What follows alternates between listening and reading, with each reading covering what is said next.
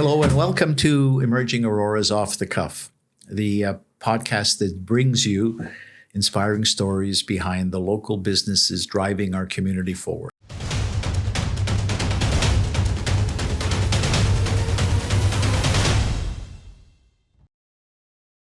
I'm your host, Vern Cunningham, and today we will be speaking to one of Aurora's children-focused educators.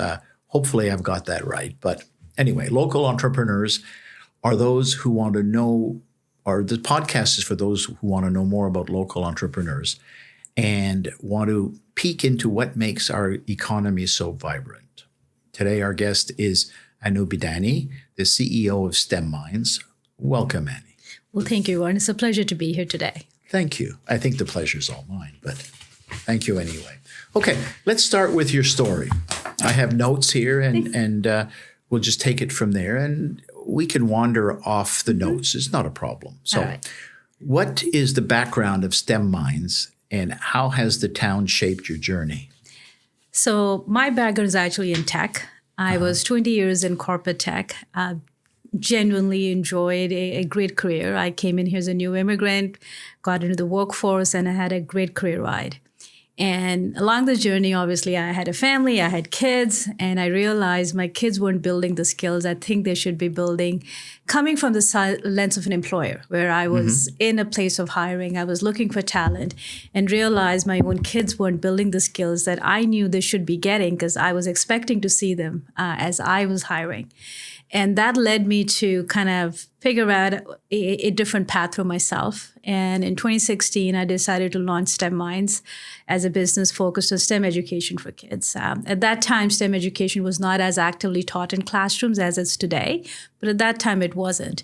And it started as a need for my own kids that I wanted to fill. And as I kind of explored that journey, realized there were more and more kids like myself, like my kids, who would benefit from that education. And so I decided in 2017 to set up my business right up here in Aurora and launch STEM Minds. And the journey has been very interesting. Initially we started as in-person programming, as after-school programs. And the more we got into it, we realized, kids are in school. Why aren't we doing this in schools? So the school partnerships started building. And, we started delivering our programs in school as lunch programs, after-school programs.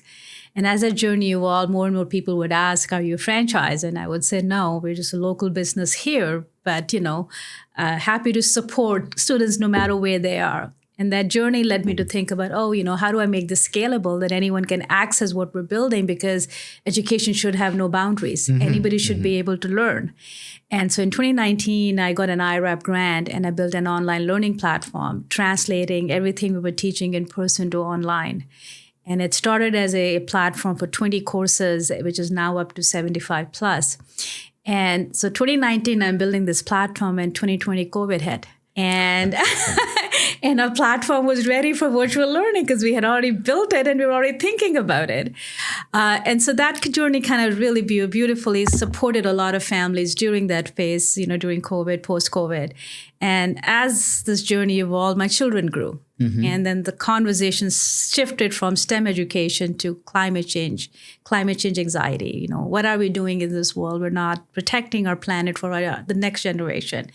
And my conversation with my kids was like, listen, we can always complain, but the key is, can we do something about it? And I think small acts matter. So why don't we shift the conversation about anxiety to what we can do? And as we were exploring this as a family and what we can do, from rain barrels at home to everything else, it was, but how do we take this idea beyond just our dining table conversation? And I happened to meet an amazing entrepreneur in an innovation meeting, Brendan Hewer, who runs a local market farm in King City called Boreal Farms. And we put our heads together and said, well, why don't we teach agri-tech? Agriculture intersected with STEM. Because that will allow us to do a lot of things families, schools, communities can do right in our backyards. And agriculture is actually such an important sector. Not only it addresses food insecurity, but if it's done right, has a huge impact on climate, sustainability, environment, and so much more. And that led me to, launch an agri-tech vertical in the business. And we started building resources around it. And we started it for high school students. And as we were going through this journey, it's like, well, why are we stopping at high school? We have all of these post-secondary students who don't know where to go in career pathways. So let's, focus on workforce development as well. And we were fortunate enough to win 2 skills development training grants where we are now upscaling, rescaling people in the agri-tech sector. So the journey started with, a problem with my kids, but as we evolved as a family, I think it evolved the business as well to where it is today. And Aurora, definitely being in this community, was a big supporter of what we were doing. And when I say big supporter, the community was supportive. Every time we tried something new, the community wasn't shy and saying, well, let's give it a try. Let's give it a shot at it. And I think as small businesses, you thrive on your clients. You thrive on the filling a gap in the community that may exist. And I am very proud to say that, we have serviced a lot of community members and their openness in embracing the changes we brought into the business is really why we are still here today. So that's great. I have to commend you. That's terrific. And I think that you're never too old to learn something. And I'll give you an example. We were babysitting baby not too long ago, and the baby couldn't talk yet. She was too young, but she could sign, and she could communicate by signing instead of by speaking. And I looked at that and I said, this is unbelievable, because we all think that at a very, very young age, they don't learn, but that's when they're like a sponge. Yep. And my granddaughters took French immersion and they're fluently bilingual. And I think we've been missing this opportunity by introducing new and unusual, well, not unusual, but new technologies when they're very young, because they learn quickly. And unfortunately, in some cases, they're smarter than we are, but we're not going to admit that. Right? I'm not shy to be admitting, though. I think our kids are a lot smarter than we are. Well, the thing is, they're open. I mean, a lot of us, as we age, we're saying, well, that's not going to happen, or that's going to be a problem, so I'm not going to do that because it's too dangerous. We get jaded and we have preconceived notions of outcomes. And I think if you go in that without that fear, I don't care. I like the fear in the sense that I don't care where this leads me to, but I'm still going to try it. Yes. That positive attitude does lead you to discover in ways that you've never imagined before. You have to. Yeah. Okay, great. How many employees do you have now, or let's say affiliate educators that work with you? So we have 4 full-time employees, but I have a part-time pool from 10 to 25 employees. We scale up, scale down depending on the season, the projects we're doing. Summer is very, very busy. We hire a lot of students. Throughout the year, depending on what programs we're doing in schools, we hire accordingly. Our part-time pool composes a lot of high school students and university students. And I want to touch base on why high school and university students. When I started my business, we actually hired a lot of new graduate teachers from universities. And that's how we build the foundation of the business, the content we were building. But as we were going through this journey, we realized we were running co-op placements at our business. So we would have a lot of students who would come in wanting to learn technology. That was the goal, technology. And you suddenly realize, if you can teach a child, your communication skills really strong. You build a lot of soft skills that you take for granted. So we started investing in a lot of our students, high school students who would come in, even starting a school placement or otherwise in the community and saying, I'm looking for a job, to give them part-time jobs so they would build leadership skills, strong communication skills. And then hiring first, second, third year, fourth year university students who were looking part-time jobs just in between their schedules allowed us to build a really strong ecosystem of inspiring leaders and leaders who could be role models, mentor, coach. And I have to say, when I talked about this perspective with my team a few years ago, they're like, I'm not sure how it's going to work. But today, looking back, I think that was the best move we made, because a lot of our high school students now are in universities, and those university role models, they still work with them, they still connect with them. There's this bonding that naturally happens. And I feel we build this ecosystem for these young people that I don't think they expected that. But they have now built friendships, they've built relationships, and have someone to go to as they're going through their own journey of learning. So I think for me, hiring and having an employee pool is more than just check box of an employment, right? It's more than that. I think it's building leaders for the future. And that comes not only just with the kids we serve, but also the leaders we coach to teach them. So that's how kind of our hiring process works. So we're super excited that majority of our staff is local. We hire locally as much as we can. We don't advertise as much. Most of our hiring comes from people knowing we exist there and knocking on our door, say, can I drop off a resume? And we'll say, come in for an interview. And they're like, oh, we didn't expect that. And it's like, we live in a community. And I think if our kids see their local heroes, their local, people to see walking around, it's a good story. It's a good thing to feel. Yeah, it is good. And it's good for other reasons as well. If you're hiring from the community, there's less likelihood that they will go somewhere else because it's convenient here. Yes, they're close to home. Yeah. If they're living from home, and it's a beautiful community to live It in. is. I like it. So yeah, same here. Now, from what I understand, and again, I went through your material, but STEM Minds provides the next level of technical education that complements the existing school board education programs. Can you take us through this process and let us know how your programs function and also how you do it? In other words, do you do it in seminars and on weekends and after school, or is it during the school day as well? Just a little bit of background so we can get a better feel for what you do. So when I launched STEM Minds, the intent was never ever to replace someone, or it was always to fill a gap. And the biggest gap I found was, in a lot of times, schools are very limited in their budgets and resources and what they can bring into the classroom. So the idea was, what can we bring to the classrooms and to students that they may not always have access to? And what was the biggest gap we found was tech.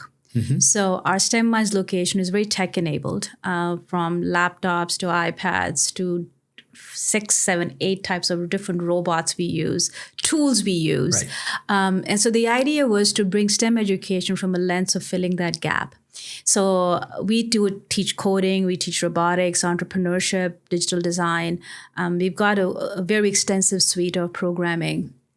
We also do run, this year we're running 3 community robotics teams who will compete with First Robotics. So super excited about that. Oh, good. Yeah. And I started this program in 2017, then took a break in between, but there's been just an overwhelming demand for that programming. So we're happy to launch 3 community teams this year.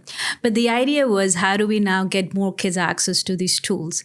So we invested in a lot of the tools at STEM Minds, and then we take these tools to schools as part of three areas. One is during school instructional hours, we run workshops where schools will invite us in. We will take all our tech there, and we will run classroom workshops, whether it be coding, game design, robotics, whatever the schools is trying to meet in their curriculum needs. The second way we do it is as after school programs, where schools will generally have clubs and resources available for families. So we support and fill that need in many schools. And the third is our after-school programming as well, where we run programs primarily on Saturdays at our location, because during weekdays our staff is busy doing programs at school. Of course. And then our biggest season is camp season. So we run winter camp, March camp, summer camp. We have PA days. So a combination of all of this keeps us really, really occupied. We have a number of good, strong partnerships, like with First Robotics Canada, where we run robotic competition teams. But they have also been generously partnering with us, where we deliver their programs through grants they have received in schools as well, which becomes free programming for schools. So we do that as well. We also run free community nights, where we will let the community come to STEM Minds, and we have different themes every month. And the whole idea is making sure every child gets access to learning new tools, which sometimes you don't know what you don't know. Of course. Yeah. Yes. So the combination of all of this is how we deliver our programs with schools in here. The way we design our content is curriculum aligned, because we want to make sure that if we deliver a workshop at school, it meets the curriculum needs, because teachers are spending time, students are spending time. So we make sure all our resources are curriculum aligned, and then they can get merit of that work being done. I have a difficult question that I just thought of. Okay. Is the challenge the teachers, or is it the children? Neither one of them is a challenge. I truly believe teachers genuinely want to have their classrooms vibrant. So they're open as well. Absolutely. Oh, great. That's absolutely. Great to hear. I have never, in my 10 years that I've been here, I have not seen teacher resistant. I think the biggest resistance has been funding. How do you fund? So, we started looking for more grant partners to say, okay, how do we still continue this so that schools continue to get workshops? And, First Robotics has been a great partner for us. They've generously supported so many workshops that we've been delivering for the last few years that it would not have been possible without them. So thanks to them, a lot of classrooms continue to get access to both in-person workshops. Teachers get access to online resources and tools that we give for free. So we have been able to fill that gap. Kids are always excited to learn new things. Of course. So there's excitement and joy is always there. But we're definitely seeing a openness amongst teachers who also want to learn with their kids. So it's been a win-win in both those sides. Well, I'm glad to hear that. And you know what? Is that, as you say yourself, most of us are interested in being educated. The problem we have sometimes is we don't know where to go for it. Yeah. So if you're going to them and showing, then it's a win-win. And the advantage that a lot of people don't realize is that the type of things you do and the monies you get are not a cost. They're an investment in the future. Absolutely. And if your children have a good educational base, they can control everything. They control the world. Absolutely. And I'll tell you, it's such a joy over the last 10 years. We will be 10 years next March, watching kids just soak in. They just soak in new tech so quickly. They're so savvy. And I think sometimes we don't give them the credit. And there's a lot to be learned from them because they're not afraid in trying. They are not afraid in saying, oh, well, let me just go touch that and see how that works. And it works. And they take innovation from there. And even with the first robotics competitions that we participate in, the teams came up with some pretty creative ideas. And it's just a joy to watch that. Well, people don't realize that it is extremely rare to be successful at one try. No matter what you do in life, you try and you fail. Yeah. Well, you don't fail. You just hit a road, like a child learning how to walk. They don't stand up and walk and run at the same time. They stand up, they fall, then they get up and they fall. But that's how you learn. Exactly. And because children know that, and I don't know if it's intuitive or not, they know that they can try all the different things and eventually they'll find it, which is really good. Yeah. Excellent. I'm really enjoying talking to you. Okay, Aurora has such a unique community. The feel about the town is quite positive on a lot of things that I've seen over the years. What's something about the local culture and people that helps you prosper and move your programs forward? I think we live in a very kind, generous community. And I say that in a way that even as a business owner, I can knock on my neighbor's business doors and say, hey, I need help in this. People are open. Every time we've launched a new program with a new idea, community has always been open in trying it.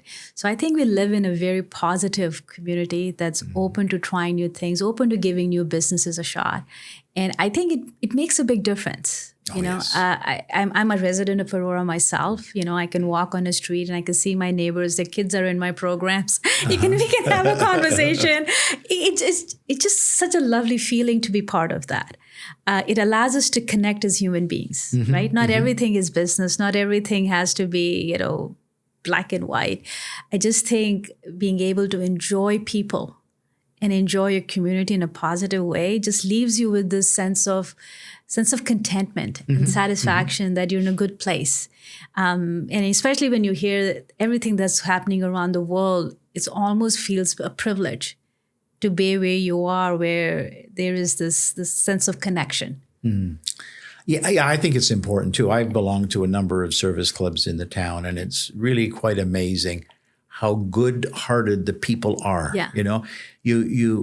I had a dog, and I'd go for walks without the dog, and people wouldn't talk to me that much.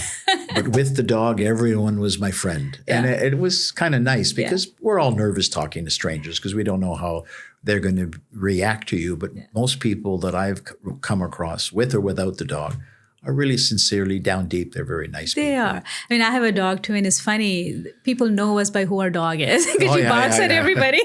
Yeah, they used to tell, oh, you're George's dad, aren't you? But that's what tells you, like, that's a connected community. Yeah. And I think the fact that we tolerate each other and each other's uniqueness in many ways, I think it just connects us better. Yeah, we're very culturally neutral. Yes. If you look yes. at the things we do as a town, this music in the park Yes. on Wednesdays in the summer, Yeah. such a beautiful initiative because it brings the whole community together. Music is universal. Yeah. Music is not one culture or another. We all enjoy music. We all enjoy dancing. Yeah. And it's there. The town gives it to us. And I think you meet your friends there. And it's really very, I'm trying to find the It's word. heartwarming. Oh, very much so. Very, very much so. Yeah. Oh, this community feel thing going to make me tear up here. What's been your most surprising challenge there that you faced, and how have you overcome it? I think for me, when I launched the business, I had the sense that your clients are consistent. And pre-COVID, COVID, post-COVID, and then just the way economy has evolved itself, I've just seen a lot of shift in consumer behaviors, and not in a negative way, but just different. Yes. And I think as a business, when I started, I just didn't expect that. I finally felt, oh, I've nailed this now. It's there. I can count on it. And then suddenly something will happen. It will change. And maybe I was just a naive entrepreneur, but that's what it felt like. So I've had to be very opportunistic in this journey to figure out how to thrive while servicing the community, which I genuinely believe in. And, there were moments where I was doubting, could I even do this? But then the sense of belonging, sense of community was there, where knocking on a few doors and just sharing the vulnerability of being a business owner really opened up doors for me. And I'm so glad that I did that, because sometimes as an entrepreneur, you feel like I'm alone in this and I got to fight this battle by myself. But I have to say, I had built friendships in the community over years that I could knock on the door, have a conversation, brainstorm and say, what could I do? And I'm still here. So I think it proves the point that vulnerability is not always a bad thing. Exactly. It is a thing that if we embrace it and we work with it, it will let us be in a better place than being by ourselves.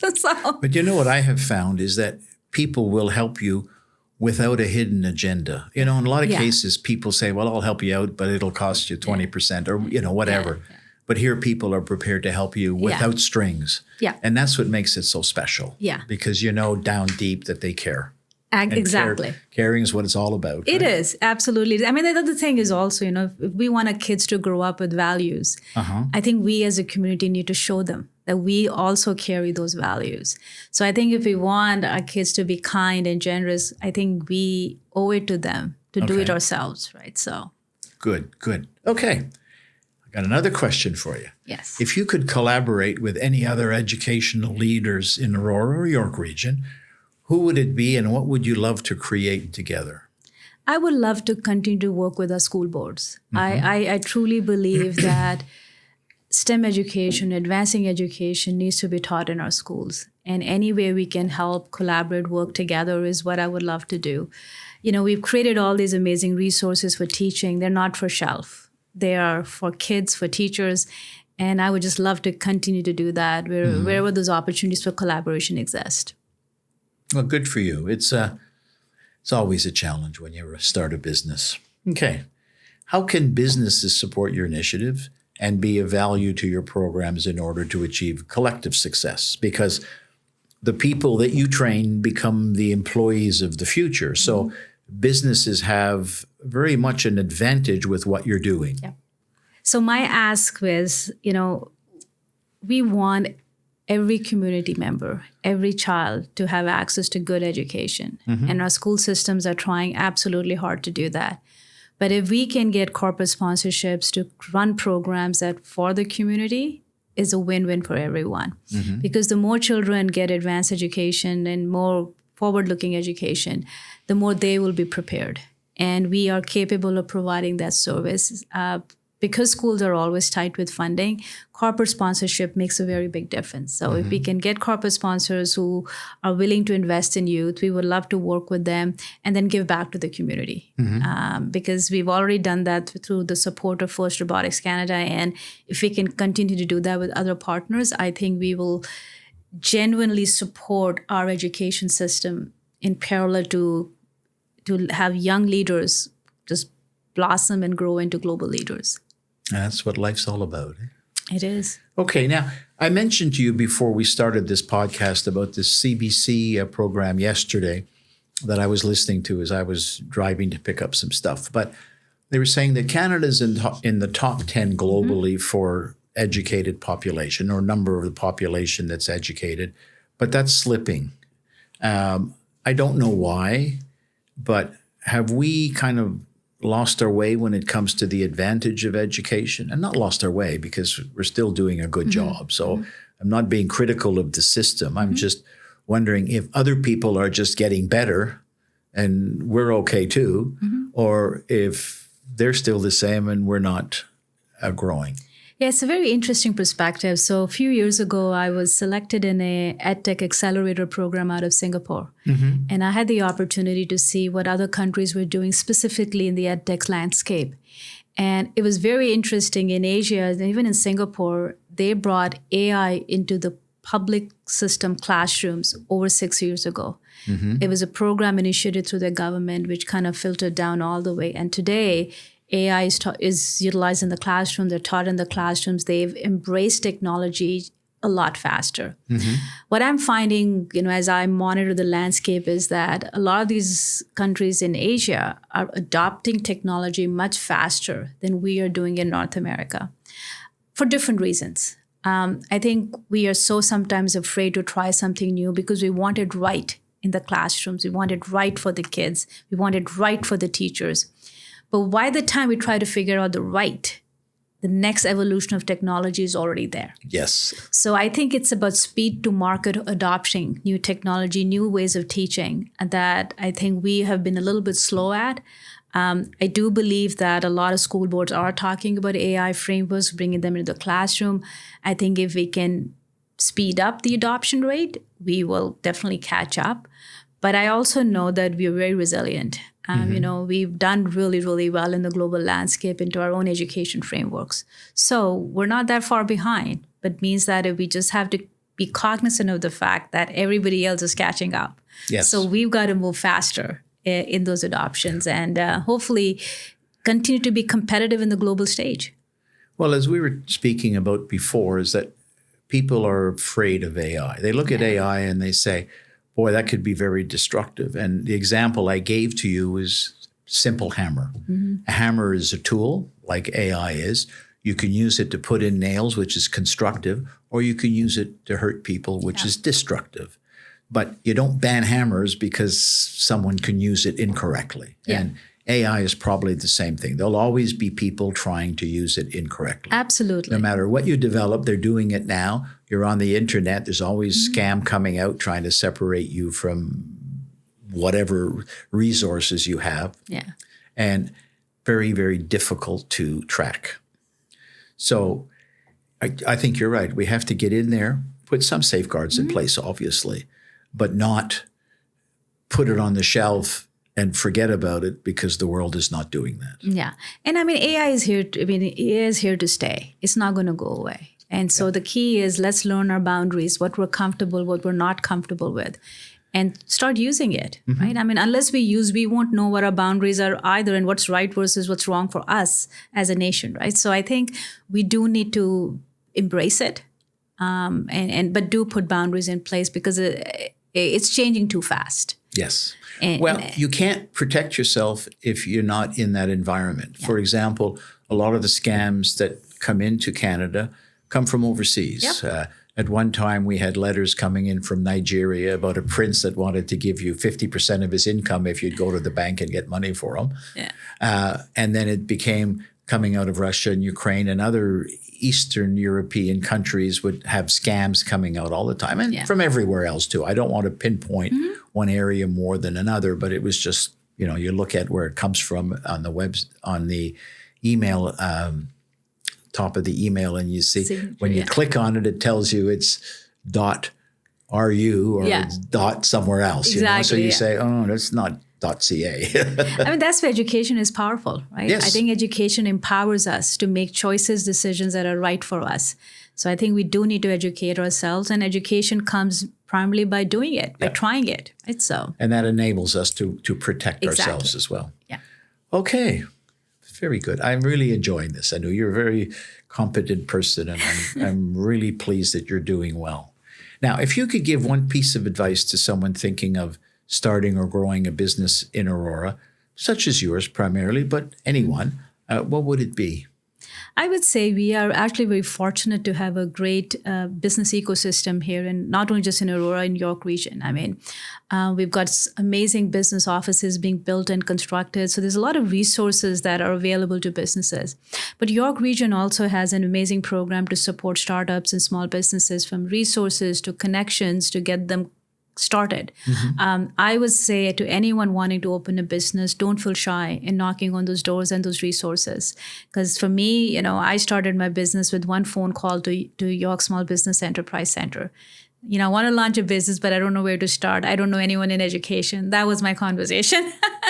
And there you are. I mean, here I am 10 years fully resourced, and it only started with that one call. I know. So I would suggest that there's a lot of resources, good information available to start a business, but also don't be shy in knocking on your neighbors' doors. I mean, as businesses, as much as we compete, we also collaborate. Yes. And I think that's a very powerful resource that many times is underestimated. So I would suggest knock on the neighbor who's, where you are going to open your business, and just let them know you're here. Another advantage, and I don't know if you're a member of the Chamber of Commerce at all. Yes. But that's a great resource Yep. for when you start your business, if not necessarily as clients, but as people that can help you Yes. in your business. And I've been a member of the Chamber for years, so they're definitely a great resource, but also the Economic Development Office in Aurora. I've knocked on the doors many times as well when I'm looking for a connection, looking for something. So I just feel like we've got a good network of resources that anyone can access and get comfortable in launching their business idea. yes, and a lot of times people don't know. My comment you made before is you don't know what you don't know. So you want to start a business, and you hear of the chamber, so you go there and say, boy, that's a great resource. And you hear of the York Region Small Business Enterprise Center, and it's the same kind of thing. And through speaking to people, you learn more about what's available out there, and there's quite a bit. Yep, yep. And everyone's ready to make you a success. So, Yeah. well, you're already there, but for new businesses. Absolutely. Okay. We're going to have to close this off, not because we have to, but we can talk all day. I want to congratulate you for creating an enterprise that benefits the youth for our global economy, because as citizenry or as Canadians, we can only survive now if we operate globally. And the political turmoil in the United States has shown that we have become too reliant on one source, and maybe a little bit lazy in some ways, because it was low-hanging fruit to deal with the United States, and now they're not exactly treating us as the good partners that we are. But nonetheless, global is where the world is going. And your vision to empower the next generation of global leaders and innovators is commendable, and your path is well chosen. I like how you have it structured. I personally think that it's going to help a lot of children become leaders and innovators. And if not that, they'll become free thinkers and look at things and analyze them correctly. And that's almost as important as being a business leader, as being a human being that will teach their children the values in life and the nerve to try something new. So thank you. And on behalf of the citizens of Aurora and York Region, I thank you very much for coming today. I hope you didn't find it too onerous, but Thank you very much, Andrew. It's such a pleasure being here today, and I am grateful for all the support the community, the town has given me. I wouldn't be here without all of that. So I'm equally grateful for the opportunities. Well, the nice thing too is these podcasts we're doing are aired on the Emerging Aurora website. So people coming into the town will see and will notice. And the comments you have given me are very much the same as comments I've received from everyone I've spoken about, is everyone loves this town. Everyone loves the support they've gotten. And it's a great place to be. It is. Thank you so much. Okay. Have a great day. And if I can ever be of assistance, let me know. Thank you so much for the time. Thank you.